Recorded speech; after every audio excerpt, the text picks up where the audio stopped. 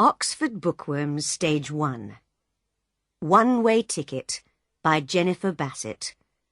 Published and copyright Oxford University Press, 1992. The Girl with Green Eyes. Of course, the man in the brown hat said. There are good policemen and there are bad policemen, you know. You're right, the young man said. Yes, that's very true. Isn't it, Julie? He looked at the young woman next to him. Julie didn't answer and looked bored. She closed her eyes. Julie's my wife, the young man told the man in the brown hat. She doesn't like trains. She always feels ill on trains. Oh, yes, the man in the brown hat said. Now, my wife, she doesn't like buses. She nearly had an accident on a bus once. It was last year. No, it wasn't.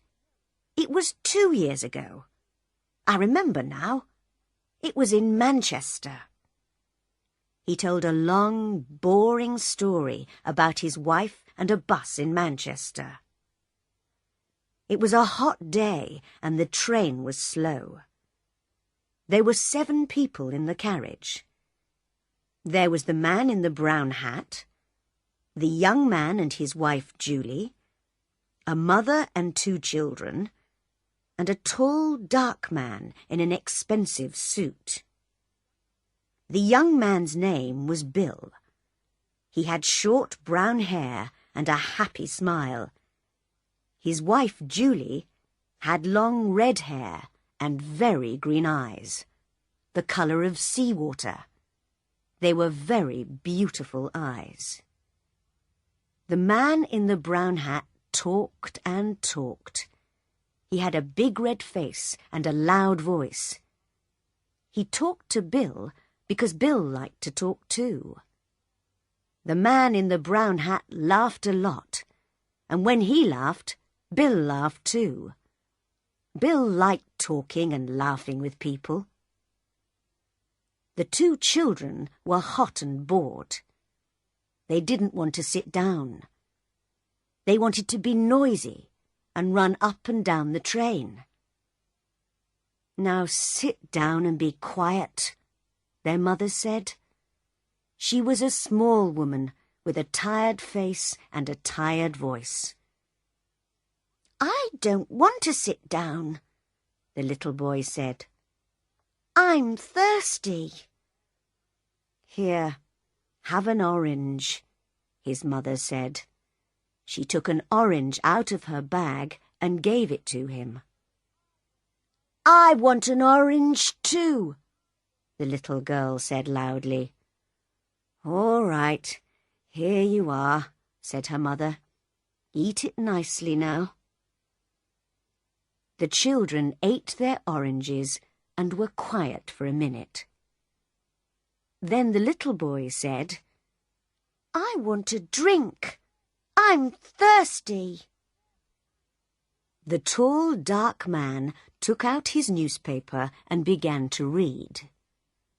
Julie opened her eyes and looked at the back page of his newspaper. She read about the weather in Budapest and about the football in Liverpool. She wasn't interested in Budapest, and she didn't like football, but she didn't want to listen to Bill and the man in the brown hat. Talk, talk, talk, she thought. Bill never stops talking. Then suddenly she saw the tall man's eyes over the top of his newspaper. She could not see his mouth, but there was a smile in his eyes. Quickly, she looked down at the newspaper and read about the weather in Budapest again. The train stopped at Dawlish Station, and people got on and got off. There was a lot of noise. Is this our station?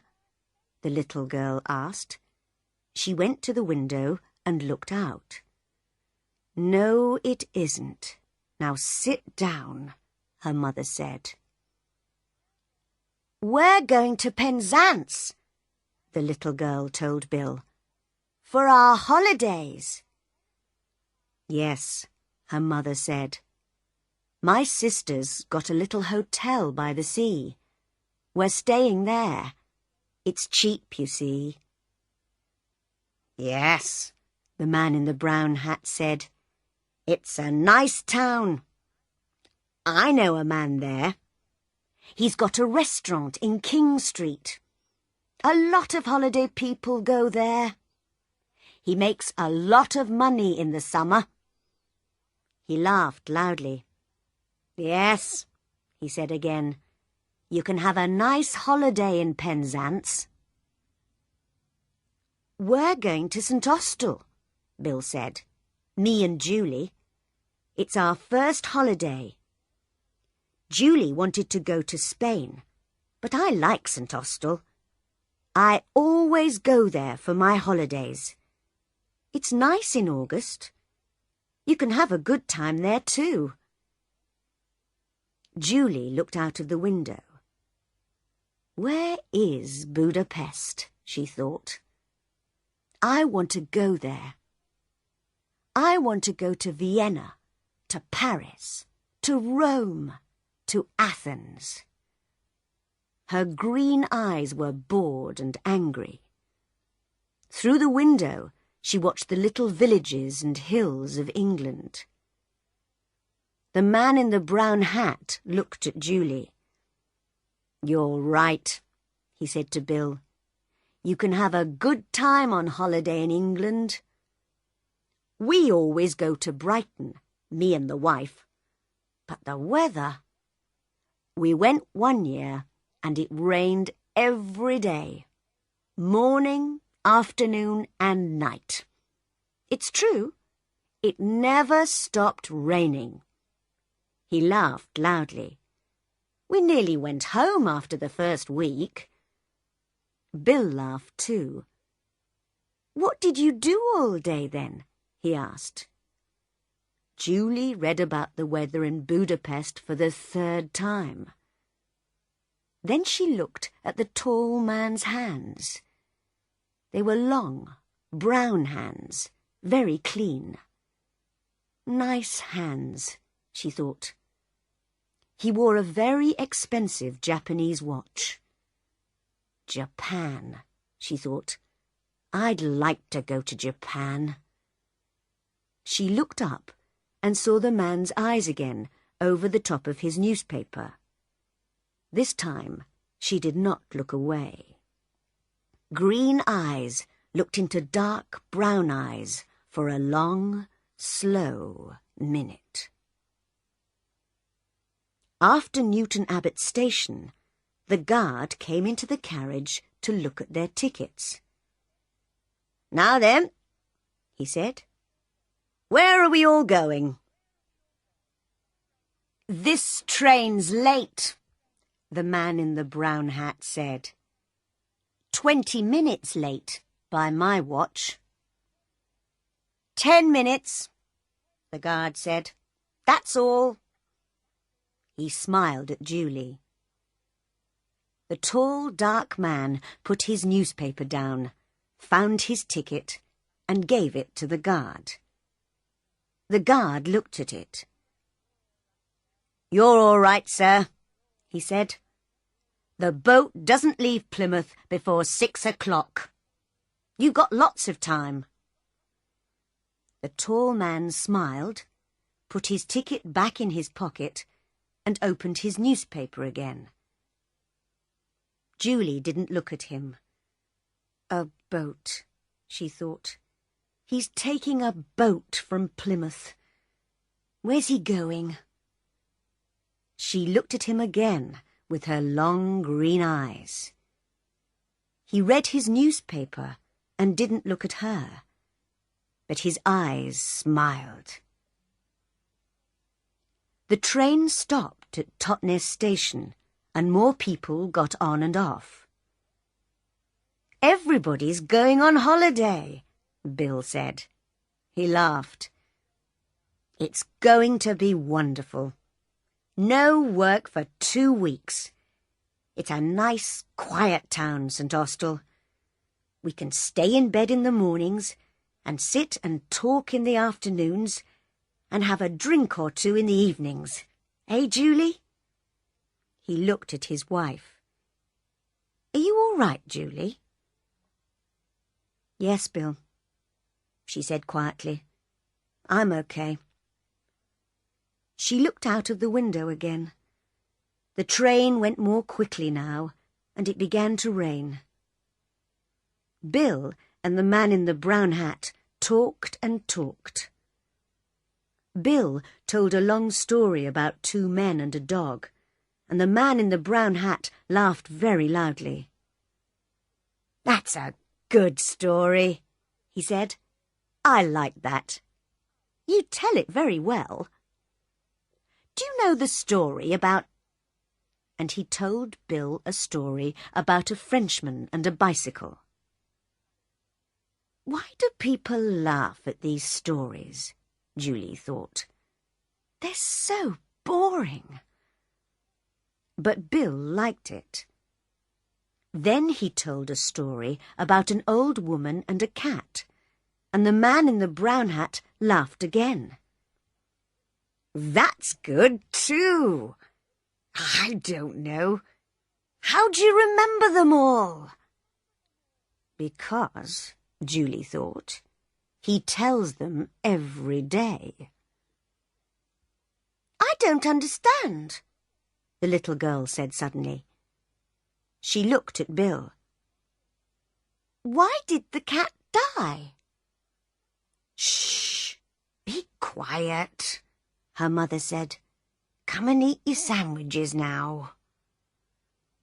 That's all right, Bill said. I like children. The man in the brown hat looked at the children's sandwiches. I'm hungry too, he said. You can get sandwiches in the restaurant on this train. He looked at Bill. Let's go down to the restaurant, eh? I need a drink too. Bill laughed. You're right. It's thirsty work telling stories. The 2 men stood up and left the carriage. The little girl ate her sandwich and looked at Julie. But why did the cat die? She asked. I don't know, Julie said. Perhaps it wanted to die. The little girl came and sat next to Julie. I like your hair, she said. It's beautiful. Julie looked down at her and smiled. For some minutes it was quiet in the carriage. Then the tall, dark man opened his bag and took out a book. He put it on the seat next to him and looked at Julie with a smile. Julie looked back at him and then down at the book. Famous towns of Italy, she read. Venice, Florence, Rome, Naples. She looked away again, out of the window at the rain. 2 weeks in St. Austell, she thought, with Bill, in the rain. After half an hour, the 2 men came back to the carriage. There are a lot of people on this train, Bill said. Do you want a sandwich, Julie? No, she said. I'm not hungry. You eat them. The train was nearly at Plymouth. Doors opened and people began to move. A lot of people get on here, the man in the brown hat said. The tall, dark man stood up and put his book and his newspaper in his bag. Then he picked up his bag and left the carriage. The train stopped at the station. A lot of people got on the train, and 2 women and an old man came into the carriage. They had a lot of bags with them. Bill and the man in the brown hat stood up and helped them. One of the women had a big bag of apples. The bag broke, and the apples went all over the carriage. "Oh, damn!" she said. Everybody laughed and helped her to find the apples. The train moved away from Plymouth Station. After a minute or two, everybody sat down, and the woman gave some apples to the children. "Where's Julie?" Bill said suddenly. "She's not here." "Perhaps she went to the restaurant," the man in the brown hat said. "But she wasn't hungry," Bill said. "She told me." The little girl looked at Bill. "She got off the train at Plymouth," she said, "with the tall dark man. I saw them." "Of course she didn't," Bill said. "She's on this train. She didn't get off." "Yes, she did," the children's mother said suddenly. "I saw her too. The tall man waited for her on the platform." "He waited for her?" Bill's mouth was open. But he read his newspaper all the time. He didn't talk to Julie, and she never talked to him. They didn't say a word." "People don't always need words, young man," the children's mother said. "But she's my wife!" Bill's face was red and angry. "She can't do that," he said loudly. He stood up. "I'm going to stop the train." Everybody looked at him, and the two children laughed. "No," the man in the brown hat said. "No, you don't want to do that. Sit down and eat your sandwiches, my friend." "But I don't understand. Why did she go? What am I going to do?" Bill's face was very unhappy. After a second or two, he sat down again. "What am I going to do?" he said again. "Nothing," the man in the brown hat said. He ate his sandwich slowly. "Go and have your holiday in St. Austell. You can have a good time there. Forget about Julie. Those green eyes now." He took out a second sandwich and began to eat it. "I knew a woman once with green eyes. She gave me a very bad time. No, you want to forget about Julie."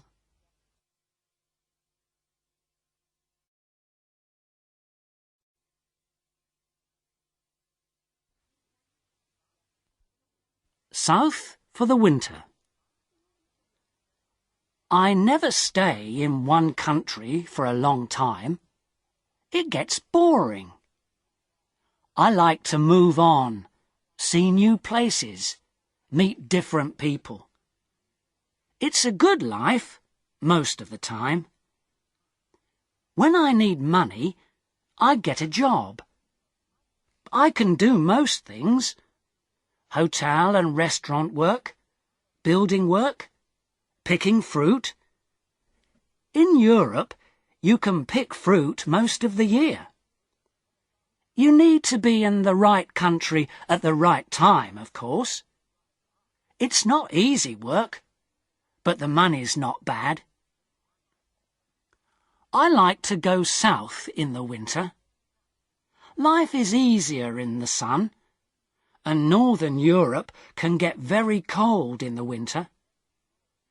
Last year, 1989 it was, I was in Venice for October. I did some work in a hotel for 3 weeks. Then I began slowly to move south. I always go by train when I can. I like trains. You can walk about on a train, and you meet a lot of people. I left Venice and went on to Trieste. There, I got a cheap ticket for the slow train to Sofia, in Bulgaria. This train goes all down through Yugoslavia and takes a long time, a day and a half, but that didn't matter to me. The train left Trieste at 9 o'clock on a Thursday morning. There weren't many people on it at first, but at Zagreb more people got on. 2 girls went along the corridor, past my carriage. They looked through the door, but they didn't come in. Then an old woman came in, sat down, and went to sleep. The 2 girls came back along the corridor and looked into the carriage again. The train left Zagreb, and I looked out of the window for about 10 minutes. Then I went to sleep too. When I opened my eyes again, the 2 girls were in the carriage. They looked friendly, so I said, "Hello." "Hi," they said. "You're American," I said. "Or Canadian, right?" "American," the taller girl said. She smiled. "And you're 23? Your name's Tom Walsh? You've got blue eyes? And your mum lives in Burnham-on-Sea, UK, right?" "How did you know all that?" I asked. The second girl laughed. "She looked at your passport. It's in your coat pocket." "Oh, right." My coat was on the seat next to me. I took my passport out of my pocket and put it back in my bag. "Who are you then?" I asked. They told me. Melanie and Carol from Los Angeles, USA. They liked Europe, they said. They knew a lot of places. Britain, Holland, Denmark, Germany, France, Spain, Italy, Yugoslavia, Bulgaria, Greece. "I'm going to Bulgaria now," I said, "for about a month. Then I'm going south for the winter. Cyprus, or perhaps North Africa." "Oh, yes," they said. "We'll love Bulgaria. Sofia's a great town, wonderful." "What do you do about money?" I asked. "Well, you know," Carol smiled. "Sometimes we get a little job, this and that. But what about you?" "Yeah, come on," Melanie said. "Tell us about you, Tom Walsh with the blue eyes and the mum in Burnham-on-Sea. What are you doing with your life, hey?" So I told them. They were nice girls. They were older than me, perhaps 27 or 28, but I liked them. We talked and laughed for hours. I told them a lot of stories about my life. Some of the stories were true, some weren't. But the girls laughed and said I was a great guy. I asked them about Bulgaria, because I didn't know the country. They knew Sofia well, they said. "Hey, Carol," Melanie said, "we're staying in Bela Palanka for a day or 2. But let's go over to Sofia this weekend and meet Tom there. We can meet him on Saturday night at the Hotel Marmara." "Yeah, it's a good hotel. Carol told me. Cheap, but good. What do you think, Tom? Great, I said. Let's do that. The train was very slow. We got to Belgrade at 6 o'clock in the evening, and a lot of people got off. There were only me and the girls in the carriage then. The guard came and looked at our tickets and went away again. Carol looked at Melanie. "Hey, Mel," she said, "why don't you and Tom go along to the restaurant? I'm not hungry, and I want to sleep for an hour." Food's very expensive on the train," I said. "I haven't got much money just now. I'm going to get a job in Sofia." "Oh, Tom," Melanie said, "why didn't you tell us? Look, you're a nice guy, right? We're okay for money this week.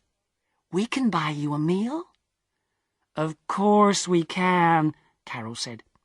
"And look, in Sofia, we can take you to the best restaurant in town. It's a great place. We love it." What could I say?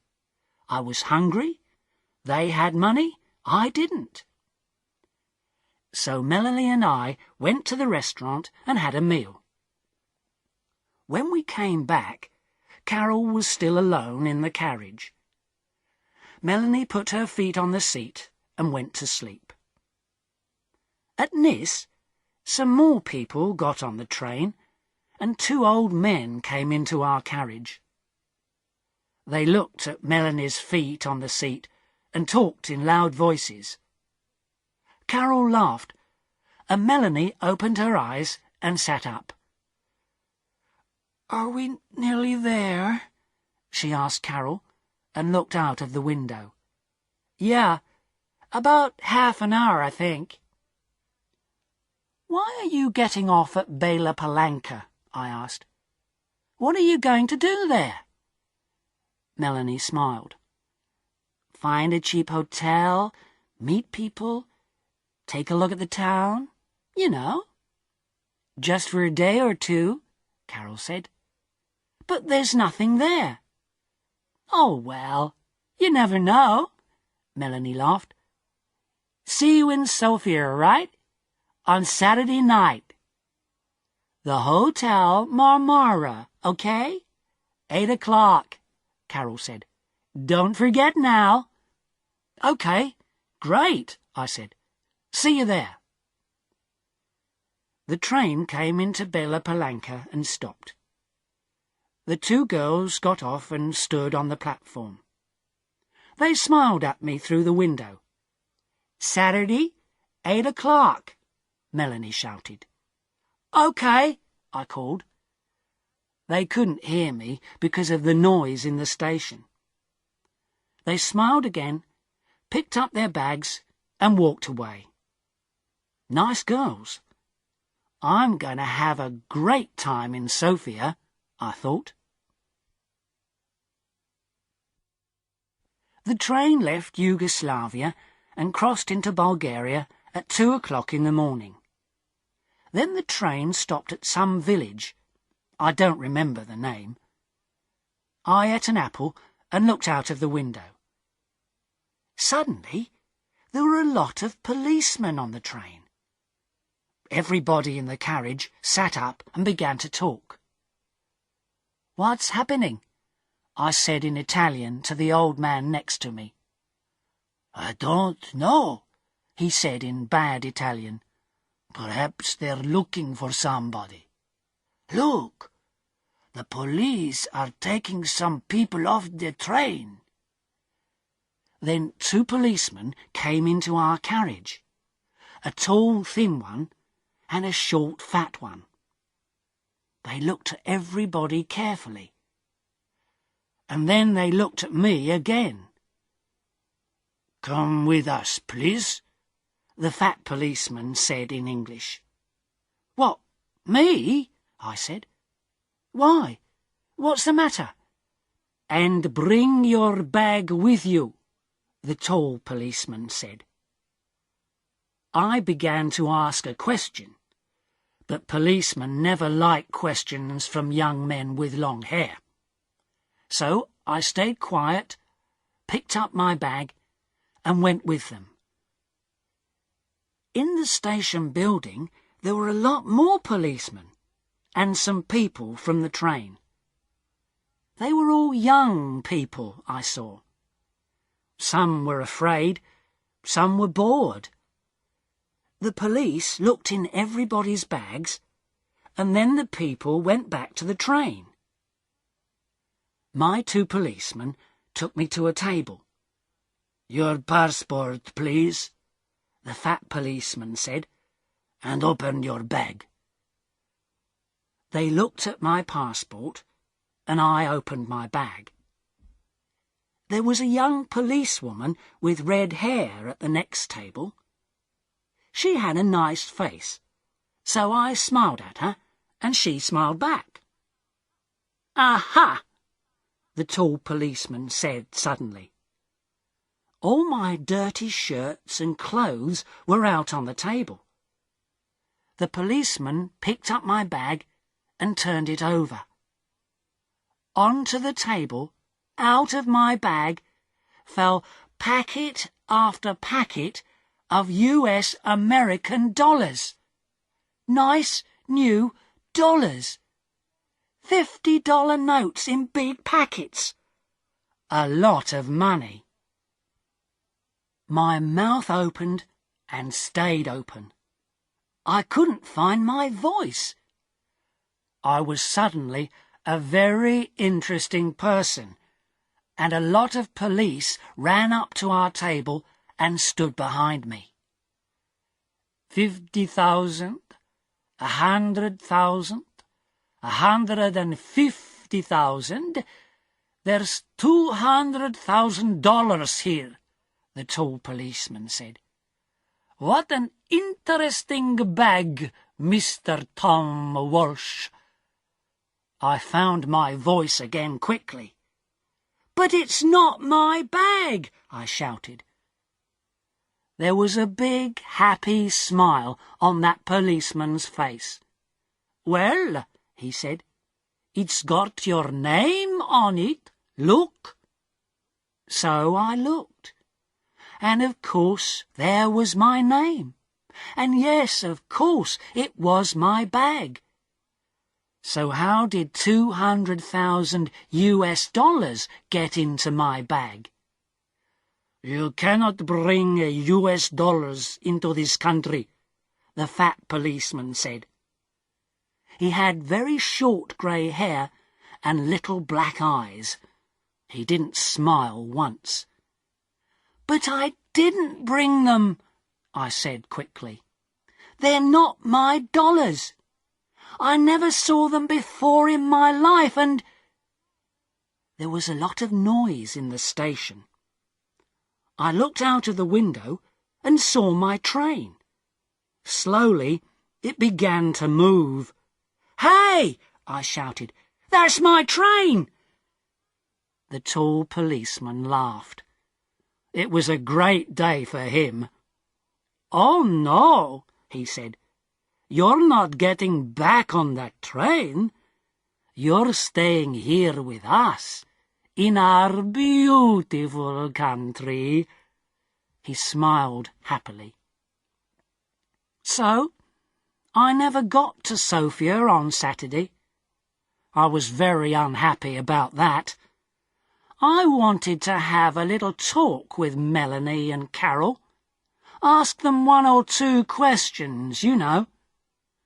"You're a nice guy, Tom. See you in Sofia, okay?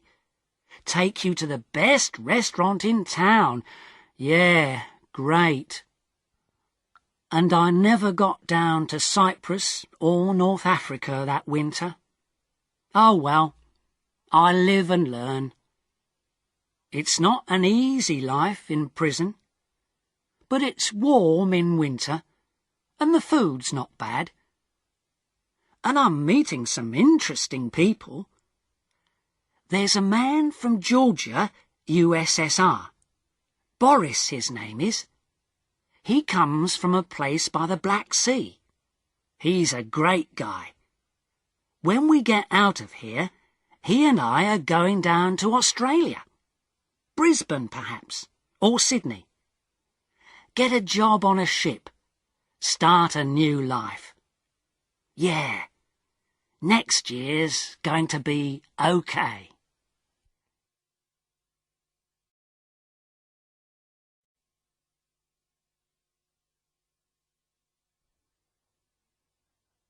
Mr. Harris and the Night Train. Mr. Harris liked trains. He was afraid of aeroplanes and didn't like buses. But trains, they were big and noisy and exciting. When he was a boy of 10, he liked trains. Now he was a man of 50, and he still liked trains. So he was a happy man on the night of the 14th of September. He was on the night train from Helsinki to Oulu in Finland, and he had 10 hours in front of him. "I've got a book and my newspaper," he thought, "and there's a good restaurant on the train. And then I've got 2 weeks' holiday with my Finnish friends in Oulu." There weren't many people on the train, and nobody came into Mr. Harris's carriage. He was happy about that. Most people on the train slept through the night, but Mr. Harris liked to look out of the window and to read and think. After dinner in the restaurant, Mr. Harris came back to his carriage and sat in his seat next to the window. For an hour or two he watched the trees and lakes of Finland out of the window. Then it began to get dark, so he opened his book and began to read. At midnight the train stopped at the small station of Ottawa. Mr. Harris looked out of the window, but he saw nobody. The train moved away from the station into the black night again. Then the door of Mr. Harris's carriage opened, and 2 people came in, a young man and a young woman. The young woman was angry. She closed the door and shouted at the man, "Carl! You can't do this to me!" The young man laughed loudly and sat down. Mr. Harris was a small, quiet man. He wore quiet clothes, and he had a quiet voice. He did not like noisy people and loud voices, so he was not pleased. "Young people are always noisy," he thought. "Why can't they talk quietly?" He put his book down and closed his eyes. But he could not sleep, because the 2 young people didn't stop talking. The young woman sat down and said in a quieter voice, "Carl, you're my brother, and I love you. But please listen to me. You can't take my diamond necklace. Give it back to me now, please." Carl smiled. "No, Elena," he said. "I'm going back to Russia soon, and I'm taking your diamonds with me." He took off his hat and put it on the seat. "Elena, listen. You have a rich husband, but I have no money. I have nothing. How can I live without money? You can't give me money, so I need your diamonds, little sister." Mr. Harris looked at the young woman. She was small, with black hair and dark eyes. Her face was white and afraid. Mr. Harris began to feel sorry for Elena. She and her brother didn't look at him once. "Can't they see me?" he thought. "Carl," Elena said. Her voice was very quiet now, and Mr. Harris listened carefully. "You came to dinner at our house tonight, and you went to my room and took my diamond necklace. How could you do that to me? My husband gave the diamonds to me. They were his mother's diamonds before that. He's going to be very, very angry, and I'm afraid of him." Her brother laughed. He put his hand in his pocket, then took it out again and opened it slowly. The diamond necklace in his hand was very beautiful. Mr. Harris stared at it. For a minute or two nobody moved, and it was quiet in the carriage. There was only the noise of the train, and it went quickly on through the dark, cold night. Mr. Harris opened his book again, but he didn't read it. He watched Carl's face, with its hungry eyes and its cold smile. "What beautiful, beautiful diamonds," Carl said. "I can get a lot of money for these." "Give them back to me, Carl," Elena whispered. "My husband's going to kill me. You're my brother. Please help me. Please." Carl laughed again, and Mr. Harris wanted to hit him. "Go home, little sister," Carl said. "I'm not going to give the diamonds back to you. Go home to your angry husband." Suddenly there was a knife in the young woman's hand, a long, bright knife. Mr. Harris watched with his mouth open. He couldn't speak or move. "Give the diamonds back to me," Elena cried, "or I'm going to kill you." Her hand on the knife was white. Carl laughed and laughed. "What a sister," he said. "What a kind, sweet sister. No, they're my diamonds now. Put your knife away, little sister." But the knife in the white hand moved quickly, up, then down. There was a long, terrible cry, and Carl's body fell slowly onto the seat. The colour of the seat began to change to red, and the diamond necklace fell from Carl's hand onto the floor. Elena's face was white. "Oh, no," she whispered. "Carl, come back. Come back. I didn't want to kill you." But Carl didn't answer, and the red blood ran slowly over the floor. Elena put her head in her hands, and again in the carriage there was a long, terrible cry. Mr. Harris's face was white too. He opened his mouth, but he couldn't speak. He stood up and carefully moved to the door. The young woman was quiet now. She didn't move or look up at Mr. Harris. In the corridor, Mr. Harris ran. The guard was at the back of the train, and Mr. Harris got there in half a minute. "Quickly," Mr. Harris said. "Come quickly. An accident. A young woman. Oh, dear. Her brother he's dead." The guard ran with Mr. Harris back to the carriage. Mr. Harris opened the door, and they went inside. There was no dead body of a young man. There was no young woman. No blood. No knife. No diamond necklace. Only Mr. Harris's bags and his hat and coat. The guard looked at Mr. Harris, and Mr. Harris looked at him. "But," Mr. Harris began, "but they were here. I saw them. The young woman, she had a knife, and she killed her brother." "A knife, you say?" the guard asked.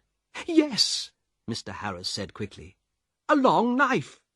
And her brother took her diamonds, so she—" "Ah, diamonds," the guard said. "Was the young woman's name Elena?" he asked. "Yes, it was," Mr. Harris said. "How do you know that? Do you know her?" "Yes, and no," the guard said slowly. He thought for a minute, then looked at Mr. Harris. "Elena di Saronelli," he said. "She had dark eyes and black hair. Very beautiful. She was half Italian, half Finnish. Her brother was a half-brother. They had the same father, but his mother was Russian, I think." "Was? Had?" Mr. Harris stared at the guard. "But She? Elena? She's alive? And where is she?" "Oh, no," said the guard. "Elena di Saronelli died about 80 years ago. After she killed her brother with a knife, she jumped off the train and died at once. It was near here, I think." He looked out of the window into the night. Mr. Harris's face was very white again. 80 years ago?" he whispered. "What are you saying? Were she and her brother? But I saw them." "Yes, that's right," the guard said. "You saw them, but they're not alive. They're ghosts. They often come on the night train at this time in September. I never see them, but somebody saw them last year. A man and his wife. They were very unhappy about it. But what can I do? I can't stop Elena and Carl coming on the train." The guard looked at Mr. Harris's white face. "You need a drink," he said. "Come and have a vodka with me." Mr. Harris didn't usually drink vodka, but he felt afraid. When he closed his eyes, he could see again Elena's long knife, and could hear her terrible cry. So he went with the guard to the back of the train. After the vodka, Mr. Harris felt better. He didn't want to sleep, and the guard was happy to talk. So Mr. Harris stayed with the guard and didn't go back to his carriage. "Yes," the guard said, "it's a famous story. I don't remember it all. It happened a long time ago, of course. Elena's father was a famous man here in Finland. He was very rich once, but he had 3 or 4 wives and about 8 children. And he liked the good things of life, so there wasn't much money for the children. Carl, the oldest son, was a bad man, people say. He wanted an easy life and money in his hand all the time." The train hurried on to Oulu through the black night, and the guard drank some more vodka. "Now, Elena," he said, "she didn't have an easy life with those 3 difficult men, her father, her brother, her husband. One year she visited her mother's family in Italy, and there she met her husband, Di Saronelli. He was rich, but he wasn't a kind man. They came back to Finland, and Carl often visited their house. He wanted money from his sister's rich husband. Elena loved her brother, and gave him some money, but Di Saronelli didn't like Carl and was angry with Elena. He stopped giving her money, and after that, well, you know the story now." "Yes," Mr. Harris said. "Poor, unhappy Elena." Mr. Harris stayed with his friends in Oulu for 2 weeks. They were quiet weeks, and Mr. Harris had a good holiday. But he took the bus back to Helsinki. The bus was slow, and there were a lot of people on it, but Mr. Harris was very happy. He didn't want to take the night train across Finland again.